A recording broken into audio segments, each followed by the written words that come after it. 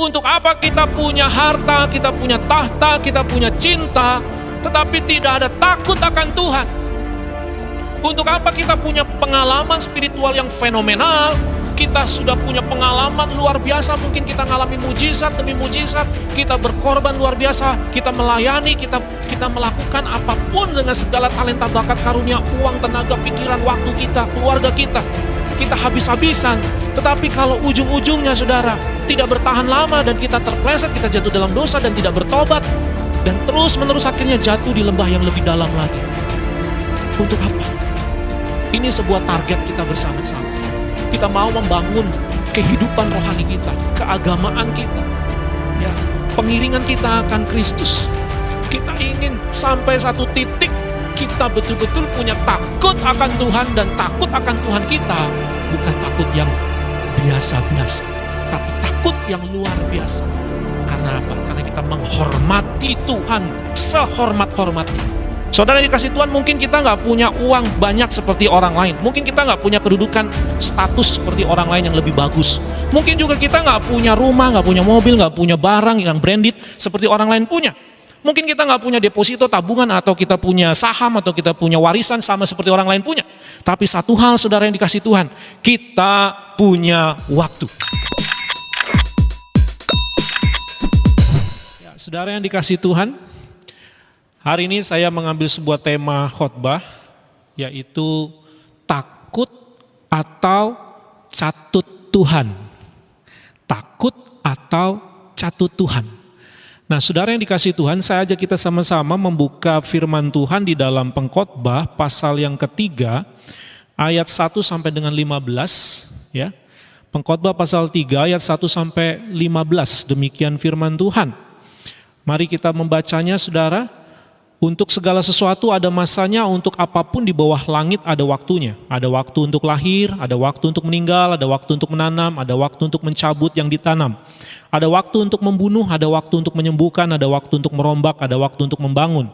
Ada waktu untuk menangis, ada waktu untuk tertawa, ada waktu untuk meratap, ada waktu untuk menari. Ada waktu untuk membuang batu, ada waktu untuk mengumpulkan batu, ada waktu untuk memeluk, ada waktu untuk menahan diri dari memeluk. Ada waktu untuk mencari, ada waktu untuk membiarkan rugi. Ada waktu untuk menyimpan, ada waktu untuk membuang. Ada waktu untuk merobek, ada waktu untuk menjahit. Ada waktu untuk berdiam diri, ada waktu untuk bicara. Ada waktu untuk mengasihi, ada waktu untuk membenci. Ada waktu untuk berperang, ada waktu untuk damai. Apakah untung pekerja dari yang dikerjakannya dengan berjerih payah? Aku telah melihat pekerjaan yang diberikan Allah kepada anak-anak manusia untuk melelahkan dirinya. Ia membuat segala sesuatu indah pada waktunya, bahkan ia memberikan kekekalan dalam hati mereka. Tetapi manusia tidak dapat menyelami pekerjaan yang dilakukan Allah dari awal sampai akhir. Aku tahu bahwa untuk mereka tidak ada yang lebih baik daripada bersuka-suka dan menikmati kesenangan dalam hidup mereka. Dan bahwa setiap orang dapat makan, minum, dan menikmati kesenangan dalam segala jerih payahnya, itu juga adalah pemberian Allah. Aku tahu bahwa segala sesuatu yang dilakukan Allah akan tetap ada untuk selamanya. Itu tak dapat ditambah, tak dapat dikurangi. Allah berbuat demikian supaya manusia takut akan Dia. Yang sekarang ada dulu sudah ada, dan yang akan ada sudah lama ada. Dan Allah mencari yang sudah tahu. Berbahagialah kita yang mendengar firman Tuhan dan melakukannya dalam kehidupan sehari-hari. Saudara yang dikasih Tuhan, kitab Pengkhotbah ini kita sama-sama tahu yang menulisnya adalah Raja Salomo. Nah, saudara yang dikasih Tuhan, mari kita coba lihat sekilas tentang Raja Salomo, saudara. Ada kelebihan yang luar biasa yang dimiliki oleh Raja Salomo ini, saudara. Yang pertama, saudara, Salomo adalah satu-satunya raja yang menurut saya ini nyaris sempurna hidupnya. Nyaris sempurna jika diukur dari 3T. Saudara tahu 3T ya? Apa itu saudara? Tahta, harta, ya, dan cinta. Nah, ya kan? Harta, tahta, dan cinta. Nah, Salomo bukan hanya memiliki kelebihan berlipat ganda, saudara, tetapi kelipatannya ribuan ganda. Ya, kalau bicara harta, jangan tanya, saudara, hartanya Salomo berapa banyak. Ini mah kalau zaman bahasa sekarang, ini sultan, saudara, bahkan lebih dari sultan, ya kan? Ini raja loh, lebih tinggi ya daripada sultan. Ya, hartanya banyak sekali, saudara. Ya, bukan hanya 7 turunan tak habis, saudara. Ya, lebih dari 7 turunan. Begitu juga dengan tahtanya. Ya, dia punya posisi yang tinggi. Tidak ada lagi yang lebih tinggi selain raja. Dia sudah ada di posisi paling top, paling atas, saudara. Jadi dia sudah mencapai sebuah puncak kesuksesan hidup, saudara. Lalu bicara tentang cinta. Nah, apalagi saudara, kita sama-sama tahu ya, ini bisa dibilang ini Raja Salomo ini raja cinta, saudara. Rayuannya maut, ya kan? Karena 1000 wanita takluk kepada dia. Wah, ini keren banget, saudara. Ya, ini hebat sekali bisa menaklukkan 1000 wanita. Saya nggak tahu ini mengenal mertua tidak, mengenal anak tidak, ya kan? Jangan-jangan dia tidak kenal alamat rumahnya, saudara, karena saking banyaknya, ya kan? Nah, ini apalagi kalau dia menyebut nama-namanya, waduh itu tentu susah payah, saudara. Tapi intinya adalah, saudara lihat ya, nyaris sempurna. Dia bahkan bisa dibilang sempurna dalam hal 3T. Ya. Lalu kalau diukur dari sisi rohani, nah kalau diukur dari sisi rohani, saudara, Salomo ini pun memiliki kerohanian yang sangat fenomenal. Kenapa saya katakan fenomenal, saudara? Coba kita lihat ya, saudara. Yang pertama, ia keturunan Raja Daud yang terkenal saleh, saudara. Wah, Raja Daud itu jadi standar kelayakan Tuhan. Jadi standar raja-raja yang betul-betul mencintai Tuhan. Iya, selalu diorientasikannya kepada Daud. Nah itu Salomo keturunannya. Kemudian Salomo ini, saudara, dia ini seorang pendoa syafaat. Kalau saudara membaca peristiwa dari Raja Salomo saat dia hendak membangun bait suci, Salomo itu berdoa syafaat, saudara, dan doanya panjang dan semua didoain, saudara. Hebat ini Raja Salomo, doainnya detail semuanya. Ya, bukan hanya keluarganya saja yang didoain, rakyatnya didoakan, kerajaannya didoakan, bahkan sampai keturunan-keturunannya di masa depan didoakan, saudara. Tanah airnya didoakan. Ini pendoa syafaat, saudara.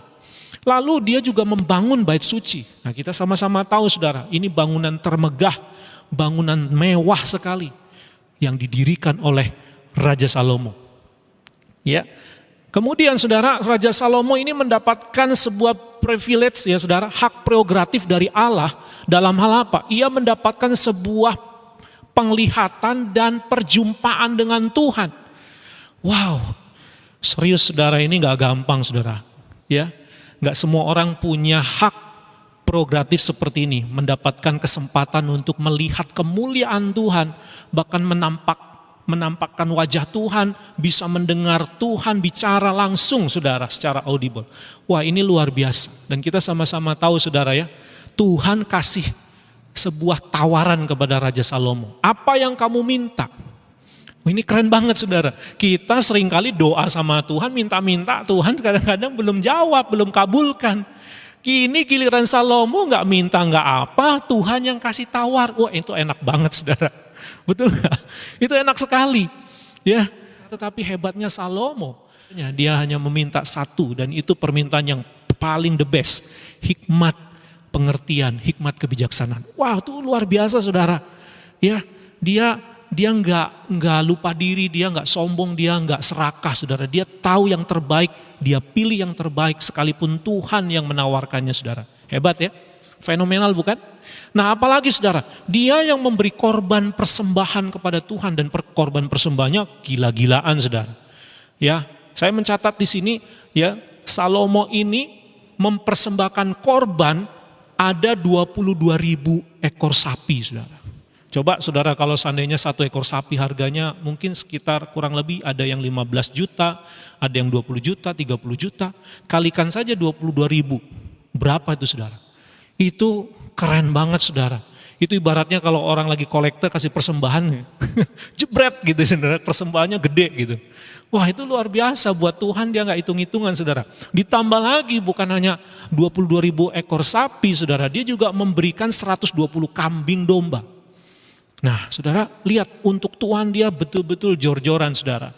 Maaf ya, gak semua orang yang diberkati Tuhan, gak semua orang yang menikmati harta kekayaan, mereka begitu punya beban yang besar untuk mendukung pelayanan. Gak semuanya, walaupun ada yang juga dia punya hati untuk memberi. Ada, saudara.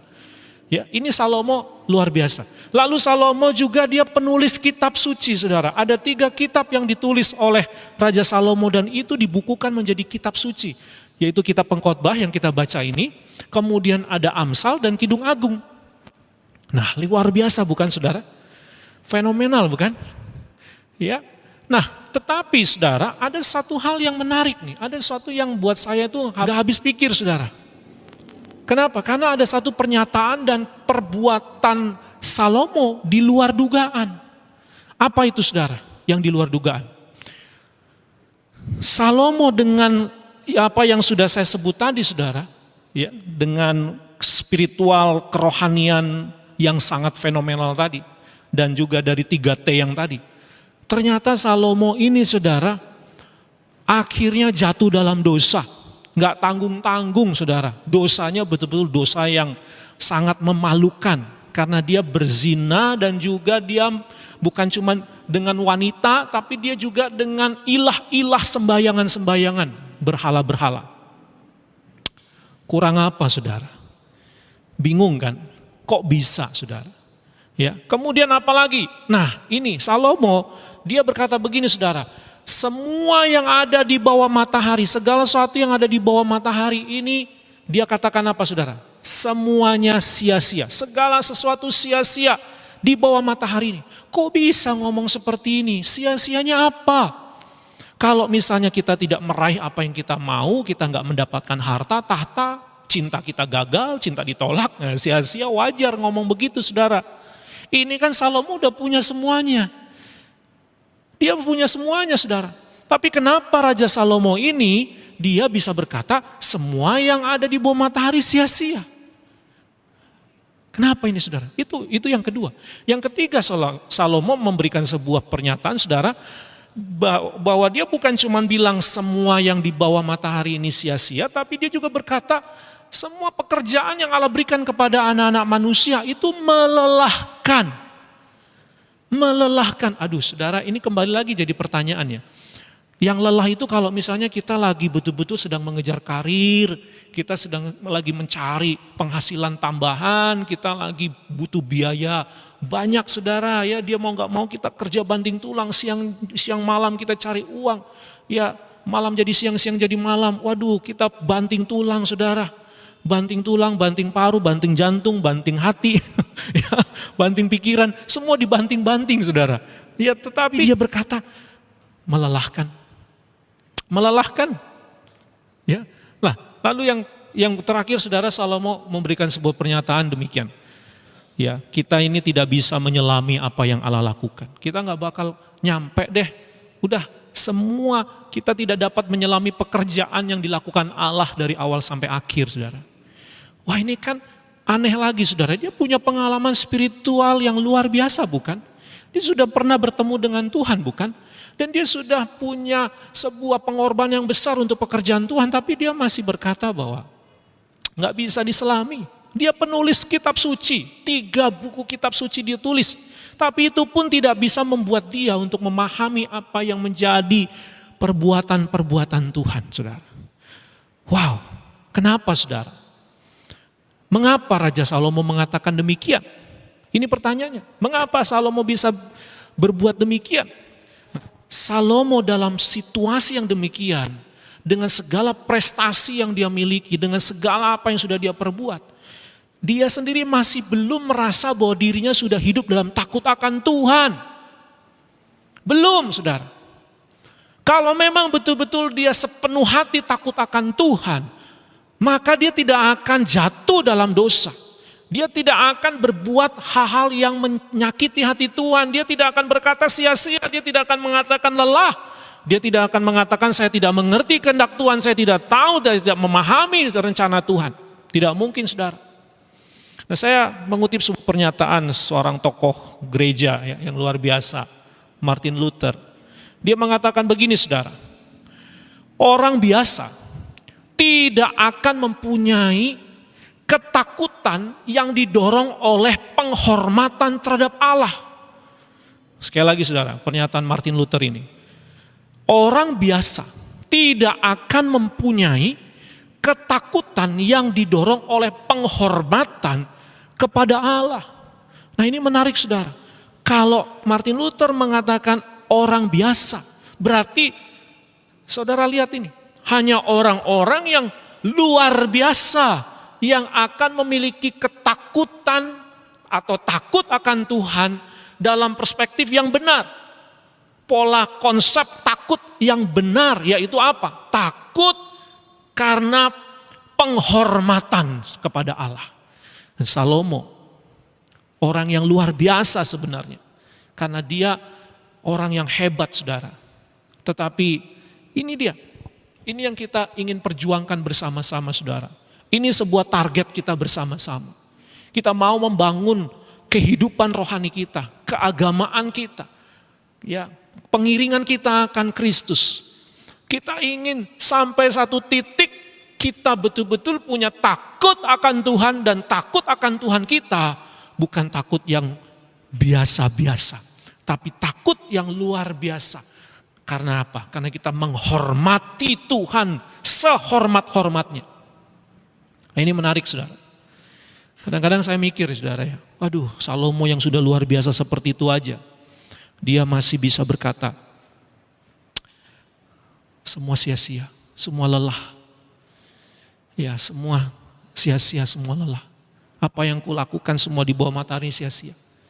Aduh saudara, bagaimana dengan kita? Tapi inilah menjadi sebuah pelajaran hidup bagi kita saudara. Apa yang dialami oleh Raja Salomo, ini menjadi warisan yang berharga bagi kita. Agar kita bisa menjalani hidup seturut dengan kehendak Tuhan. Nah saudara yang dikasihi Tuhan, kita bersyukur Raja Salomo di ujung akhir hidupnya, dia mencurahkan penyesalannya, pertobatannya, dan ada sebuah pencerahan baru yang dia dapatkan saudara. Dan dia temukan ada yang jauh lebih penting dari segala 3T tadi. Ada jauh yang lebih penting. Ya, untuk apa kita punya harta, kita punya tahta, kita punya cinta, tetapi tidak ada takut akan Tuhan? Untuk apa kita punya pengalaman spiritual yang fenomenal, kita sudah punya pengalaman luar biasa, mungkin kita mengalami mujizat demi mujizat, kita berkorban luar biasa, kita melayani, kita melakukan apapun dengan segala talenta, bakat, karunia, uang, tenaga, pikiran, waktu kita, keluarga kita habis-habisan. Tetapi kalau ujung-ujungnya saudara tidak bertahan lama dan kita terpleset, kita jatuh dalam dosa dan tidak bertobat, dan terus menerus akhirnya jatuh di lembah yang lebih dalam lagi. Untuk apa? Nah, jadi Salomo temukan saudara, ada hal yang paling berharga, yang paling penting dalam kehidupan kita ini saudara. Bagaimana kita membangun takut akan Tuhan di dalam hidup ini. Nah saudara yang dikasihi Tuhan, coba kita belajar ya definisi takut menurut Kamus Besar Bahasa Indonesia ya. Ya, definisi ini secara umum adalah gentar, ngeri ya. Karena akan datang bencana. Tetapi ada arti yang kedua. Nah, ini arti yang bagus ya, yaitu takwa, segan dan hormat. Yang ketiga, tidak berani ya, tidak berani melakukan sesuatu, tidak berani menjalani, takut menderita dan sebagainya. Gelisah, khawatir, kacau balau. Nah, itu definisi takut menurut Kamus Besar Bahasa Indonesia. Dari definisi ini, yang ketakutan yang penuh dengan hormat kepada Allah, yang tidak manusia biasa lakukan seperti yang dikatakan Martin Luther itu adalah definisi takut karena segan, karena hormat, karena takwa kepada Tuhan. Itulah ketakutan yang kita ingin miliki saudara. Nah, jadi dalam takut itu terbagi dalam dua saudara ya. Ada takut yang positif, ada takut yang negatif. Takut yang positif tadi saudara, karena kita segan, karena kita hormat. Ya, kita memiliki rasa takut yang sangat bagus. Ya, contohnya saudara, kalau saudara respect, hormat kepada orang tua, kepada guru, kepada hamba Tuhan, kepada presiden, karena ada rasa segan hormat. Nah itu positif saudara. Nah tetapi ada takut yang negatif, ya tadi dari definisi Kamus Besar Bahasa Indonesia. Ya kita bisa tarik kesimpulan ada dua tadi, definisi takut itu dibagi dalam dua. Ada yang negatif, ada yang positif. Negatifnya adalah yaitu kita punya rasa cemas, kekhawatiran, terhadap segala sesuatu yang belum tentu terjadi, belum tentu terwujud, saudara. Ya misalnya nih, ya masalah soal vaksin, nanti akan jadi antikris, nanti vaksin itu isinya antikris, itu nanti ada chipnya. Itu rasa takut, saudara, tapi ketakutan yang negatif. Begitu juga dengan isu-isu yang lain atau dengan hal yang lain, saudara. Jadi wujudnya belum ada, tapi kita udah punya rasa takut. Tapi beda dengan takut yang positif tadi, saudara. Ya, itu beda. Nah, saudara yang dikasih Tuhan, takut yang positif adalah takut yang alkitabiah. Memang ini sesuai dengan ajaran firman Tuhan. Dalam bahasa Ibrani, saya bandingkan, saudara, sedikit kita lompat ke Kejadian pasal 31 ayat 42 dan 53. Di sana disebut begini, saudara. Alkitab mencatat begini, menyebut Allah yang disegani, dalam bahasa Ibrani itu pakat. Artinya Allah yang ditakuti, dihormati dan disembah oleh Ishak. Ada kata disegani. Nah ini takut yang terhormat, saudara. Ini takut yang positif. Kemudian, saudara, dalam bahasa Ibrani juga selain ada kata pakat, ada kata yira. Kata yira menggambarkan suatu sikap hormat atau segan terhadap Tuhan, dan dia berusaha mencari dan mengenal Allah setiap hari. Jadi ketika kita punya ketakutan positif, wujudnya ada. Tuhan sama kayak kita orang tua ada, ya, ada guru, ya, ada presiden, ada wujudnya. Dan kita semakin kenal dia, semakin dekat dengan dia, rasa respek, segan, hormat kita makin tinggi, saudara. Itu adalah takut yang alkitabiah. Amin. Nah, saudara yang dikasih Tuhan, dalam bahasa Yunani terbagi juga dalam dua kata. Yang positif itu phobos. Ya, phobos itu percaya, saya bergantung, saya beriman kepada Tuhan dengan sepenuh hati. Tapi ada lagi deilos. Deilos itu takut karena negatif. Ya, karena tidak didasari iman, tidak didasari kepercayaan, dan tidak didasari oleh ketergantungan kepada Allah. Nah, saudara, mari kita belajar untuk memiliki kehidupan yang takut akan Tuhan, yang positif, yang benar, yang terhormat, yang tertinggi, yang tidak biasa-biasa saja. Nah, ini yang sedang dikejar oleh Salomo, dan ini yang sedang dipesankan, yang disampaikan kepada kita semua melalui Raja Salomo dalam tulisan pengkhotbah yang barusan kita baca, saudara. Nah, saudara yang dikasih Tuhan, sekarang kita lihat catut. Catut, saudara, memang ini ada alat ya secara harfiah, ada alat ya sebuah seperti tang begitu yang biasa untuk mencatut, mencabut. Tapi ada pengertian lagi dari Kamus Besar Bahasa Indonesia. Itu memperdagangkan dengan cara yang tidak sewajarnya dan mengambil untung sebanyak-banyaknya, seperti memperdagangkan karcis, misalnya harga, ya. Bahkan juga bisa definisi yang lain, mencari keuntungan dengan jalan tidak sah, misalnya dengan cara menipu atau mengakali. Atau menyalahgunakan kekuasaan, make nama orang, jabatan, atau nama gitu ya, perusahaan atau yayasan atau gereja mungkin bisa jadi untuk mencari untung. Nah, mencatut juga umur, biasanya saudara ngaku-ngaku umurnya masih muda gitu ya, padahal umurnya udah tua. Kayak kira-kira seperti itu, saudara. Itu mencatut, saudara.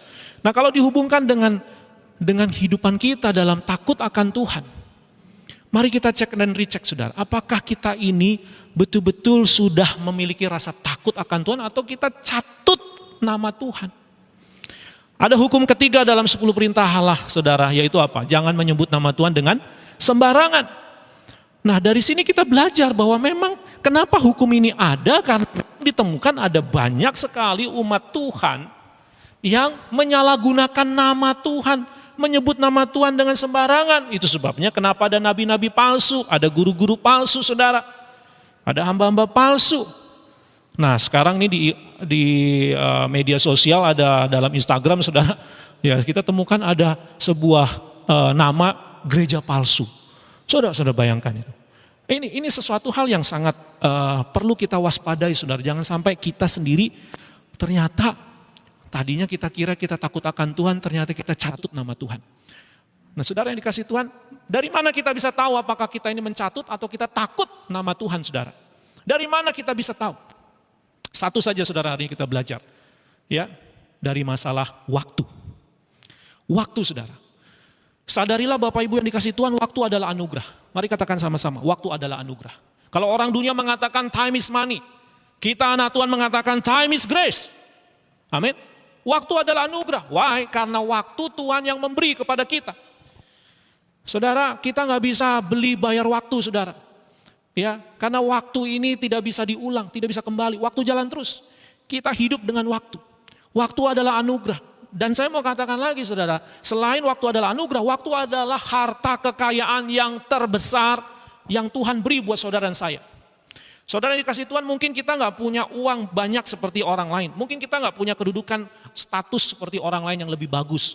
Mungkin juga kita nggak punya rumah, nggak punya mobil, nggak punya barang yang branded seperti orang lain punya. Mungkin kita nggak punya deposito tabungan, atau kita punya saham, atau kita punya warisan sama seperti orang lain punya.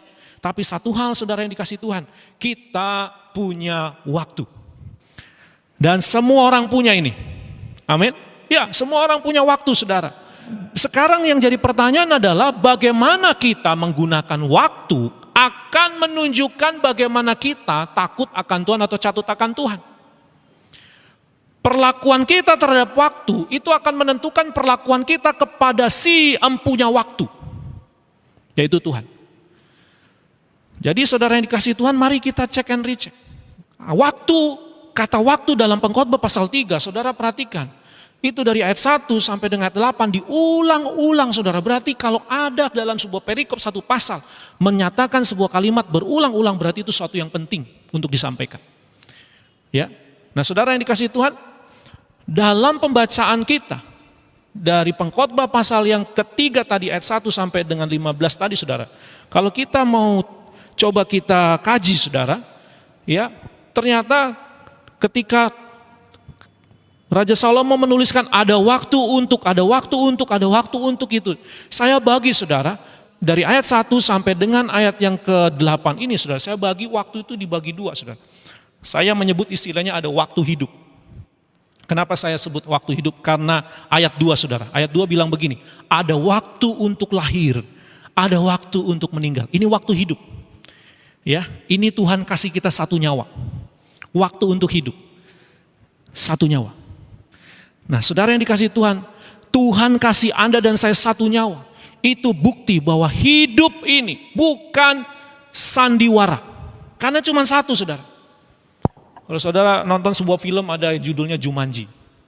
Dalam Jumanji itu, saudara, seseorang, yaitu game, ya, seseorang bisa diberikan 3 kesempatan nyawa. Saya tanya semua saudara, kalau seandainya kita punya 3 nyawa, nyawa pertama saudara pakai buat apa? Hah? Nyawa kedua buat apa? Nyawa ketiga buat apa? Nanti mati hidup lagi. Nah, kalau kita memang seperti itu, kita bisa saja kan, saudara, nyawa yang pertama kita pakai buat hidup kejahatan. Nanti kan taubat, hidup lagi, kesempatan kedua kita baru bertobat. Begitu kan? Nah, tetapi faktanya, saudara, waktu yang Tuhan kasih adalah hanya satu nyawa. Anda hanya diberi kesempatan hidup sekali di bumi ini. Setelah ini ada kehidupan yang berikutnya, dan itu adalah pengadilan. Jadi saudara nggak bisa main-main, oleh karenanya saya mengatakan Tuhan kasih satu nyawa itu tanda bukti hidup bukan sandiwara. Ada lagu yang mengatakan dunia ini panggung sandiwara. Tapi saya mau katakan, saudara, dunia ini justru menjadi sebuah pengujian. Dunia ini menjadi sebuah pertandingan. Dunia ini menjadi sebuah peperangan. Saudara harus berperang dengan sungguh-sungguh, saudara harus bertanding dengan sungguh-sungguh, saudara harus ikut ujian dengan sungguh-sungguh. Sekali melakukan kesalahan, sekali berbuat sesuatu yang tidak baik, saudara akan rugi dan akan menyesal. Betul nggak, saudara? Nah, waktu yang kedua adalah saya menyebutnya dengan istilah waktu sanggup. Artinya apa, saudara? Waktu yang kita isi, kita sanggup mengisi waktu-waktu, kita gunakan waktu itu untuk apa? Nah, disitulah yang disebut ada waktu untuk menanam, ada waktu untuk menyiram, ada waktu untuk mengumpulkan, ada waktu untuk memeluk. Ketika kita punya kemampuan, kesanggupan untuk menanam, memeluk, untuk berperang, untuk mengumpulkan batu dan sebagainya. Waktu yang sanggup ini, saudara, Tuhan memberikan satu hari sama kepada kita. 1 hari 24 jam. Tergantung sekarang apa yang Anda lakukan di waktu yang Tuhan beri ini. Anda sanggup berbuat apa? Di hari yang sama. Saudara, ini yang membedakan antara orang sukses dengan yang tidak. Ini yang membedakan orang cerdas sama tidak. Ini yang membedakan orang yang rohani atau tidak. Bagaimana dia mengisi waktu-waktu yang ada. Dia sanggup mengisi waktu itu untuk hal-hal apa. Itu akan menentukan, saudara, Anda takut akan Tuhan atau catut nama Tuhan. Sampai sini saudara bisa memahami. Ketika kita diberikan sebuah kepercayaan, Tuhan berikan kita sebuah barang, lalu kita harus bisa jaga itu. Kita nggak bisa mempermainkan. Saya ilustrasikan seperti seorang orang tua yang memberikan sesuatu kepada anaknya. Misalnya contoh gadget atau handphone, saudara. Tentu kita berharap dengan handphone gadget ini kita ingin menyenangkan anak, bukan? Kita ingin senangkan anak dan kita ingin coba membuat anak jadi happy dan dia bisa menikmati hidup dia. Tapi pertanyaannya, sebagai anak bisa nggak dia berbalik untuk menyenangkan orang tuanya dengan gadget yang sudah dia miliki? Atau justru jangan-jangan malah gadget ini jadi papi mami baru, di mana dia lebih sayang daripada gadgetnya dengan orang tuanya. Nah ini kan namanya apa yang Tuhan beri, kamu gunakan untuk hal yang kepentingan pribadi, untuk kesenanganmu sendiri. Kamu tidak peduli dengan apa yang si pemberinya. Bukti bahwa Anda dan saya memiliki rasa takut akan Tuhan. Kita bukan mencatut Tuhan. Yang pertama, saudara, kalau benar kita menghargai, menghormati, menyegani waktu yang Tuhan beri, maka hidup saudara akan hidup dalam takut akan Tuhan. Ditandai dengan apa? Anda tidak akan jatuh dalam dosa. Anda tidak akan main-main dengan dosa. Anda tidak akan berbuat kejahatan. Kalaupun seandainya kita jatuh dalam dosa, kalaupun seandainya kita akhirnya jatuh dalam dosa dan kita melakukan hal yang tidak menyenangkan Tuhan, mari belajar untuk bertobat, berbalik segera, dan hidup kembali berkenan di hadapan Tuhan. Mari kita berjuang supaya kita punya rasa takut yang benar di hadapan Tuhan dengan tidak main-main dengan dosa lagi. Yang kedua, saudara, kalau memang kita menghargai, menghormati, menyegani waktu yang Tuhan beri, maka semua yang kita kerjakan dalam hidup ini kita tidak akan pernah berkata ini sia-sia. Tidak, saudara. Kita tidak akan mengatakan ini sia-sia, ini nggak ada guna, ini melelahkan, ini nggak ada hasilnya. Yang akhirnya membuat Anda dan saya menyerah, putus asa, kecewa, dan ujung-ujungnya kita bisa bunuh diri, saudara. Kalau kita benar-benar menghormati waktu yang Tuhan beri ini, dengan takut akan Tuhan, maka kita akan bergairah, kita akan bersemangat, kita akan berenergi. Segala apapun yang Anda lakukan dan kerjakan, Anda akan lakukan dengan segenap hati, bukan dengan sesuka hati. Lakukan dengan kerelaan, bukan dengan paksaan. Anda akan melakukan supaya jadi berkat, bukan jadi batu sandungan. Hai ibu-ibu, lakukanlah tugasmu sebagai ibu-ibu di rumah dengan segenap hati. Amin ibu-ibu. Dengan kerelaan, jadi berkat. Hai bapak-bapak, lakukanlah juga apa yang Anda lakukan buat keluarga Anda. Dengan segenap hati. Bukan dengan paksaan. Bukan untuk jadi batu sandungan, tapi jadi berkat. Begitu juga hai anak-anak. Lakukanlah apa yang kau lakukan untuk keluargamu. Supaya engkau bisa jadi berkat. Supaya engkau lakukan dengan segenap hati dan bukan dengan paksaan. Begitu juga hai para pemimpin-pemimpin, apapun profesi Anda. Begitu juga para anak buah, mari lakukan ini. Lakukan semua yang terbaik. Kita beri yang terbaik buat Tuhan. Maka kita memiliki waktu ini dengan rasa hormat, takut akan Tuhan. Bukan mencatut nama Tuhan. Yang ketiga, saudara. Saudara, kalau benar-benar kita menghormati, menyegani, ya kita menghargai waktu yang Tuhan beri ini dengan takut akan Tuhan, maka yang saudara alami dan saya alami adalah kita akan mampu menyelami pekerjaan Tuhan. Nah saudara, saya tertarik, coba kita lihat ayat terakhir saudara di Pengkhotbah pasal 3 ini. Ada hal-hal yang memang tidak bisa kita selami, itu diakui oleh Salomo dan saya juga setuju. Ya, saudara bisa lihat itu saudara ketika di ayat 11, ia membuat segala sesuatu indah pada waktunya dan ia memberikan kekalahan dalam hati mereka, tetapi manusia tidak dapat menyelami pekerjaan yang dilakukan Allah dari awal sampai akhir. Ada hal-hal yang kita nggak bisa jangkau dengan pikiran kita, saudara. Sungguh jauh, lebih tinggi dari langit, lebih dalam dari lautan. Pikiran Tuhan, rencana Tuhan, kita nggak akan sanggup, saudara. Memang betul. Tapi jangan lupa ayat ini, saudara lihat ayat 15. Yang sekarang ada dulu sudah ada, dan yang akan sudah lama ada, dan Allah mencari yang sudah lalu. Nah ini kita bisa selami. Apa yang pernah Allah perbuat di masa lalu, apa yang pernah Allah lakukan di masa lalu, itu bisa kita selami, saudara. Mungkin untuk hal yang akan datang kita nggak bisa tahu. Kita nggak tahu apa yang akan terjadi hari esok. Tapi satu hal yang kita tahu pasti, seperti Tuhan menyertai kita di masa yang lalu, Saya yakin dan percaya Tuhan yang sama, kasih anugerahnya pun akan beserta dengan Anda dan saya. Amin saudara? Amin. Saudara katakan amin. Tapi kalau kita takut akan Tuhan dengan sungguh-sungguh, penyertaan Tuhan dalam hidupmu akan menjadi penyertaan yang luar biasa. Amin saudara. Itu sebabnya saudara kenapa di dalam Alkitab ada kitab ulangan. Saudara lihat kitab ulangan. Nah, saudara kalau membaca kitab ulangan ya, saudara coba kita sama-sama buka kitab ulangan. Ini menarik saudara. Ulangan saudara berkata demikian saudara. Ulangan pasal yang keempat ayat 32. Firman Tuhan berkata begini saudara. Sebab cobalah tanyakan dari ujung langit ke ujung langit tentang zaman dahulu yang ada sebelum engkau. Sejak waktu Allah menciptakan manusia di atas bumi. Apakah ada pernah terjadi sesuatu hal yang demikian besar? Atau apakah ada pernah terdengar sesuatu seperti itu? Wah, ini kan sebuah hal yang bisa kita selami. Bagaimana Allah berkarya di masa yang lalu. Seperti ada sebuah pujian saudara mengatakan. Nyatakanlah lagi seperti dahulu perbuatanmu yang ajaib. Sehingga dunia tahu, nyatakanlah lagi di antara kami. Ini doaku, nyatakanlah sekarang. Amin saudara. Selamat hidup dalam takut akan Tuhan. Jangan mencatut nama Tuhan. Kalaupun itu terjadi saudara.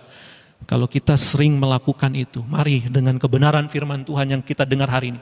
Ini akan menjadi tuntunan kita untuk kita membangun kehidupan yang takut akan Tuhan. Tuhan Yesus memberkati Bapak Ibu sekalian.